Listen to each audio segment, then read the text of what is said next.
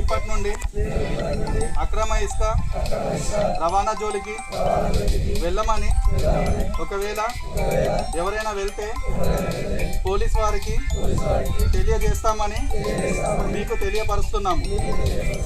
ఇంటిరా ఏమని ప్రతిజ్ఞ చేయిస్తున్నారో పోలీసులు. ఇప్పటి నుంచి జనగామ జిల్లా దేవరుప్పుల మండలం దాదాసాహెబ్ కాలనీలు ఉండే మేము ఇక్కడ వాగులకెళ్ళి ఉష్కను అక్రమంగా రవాణా చేయము. అధికారులు అనుమతిస్తేనే ఉష్క రవాణా చేస్తాం.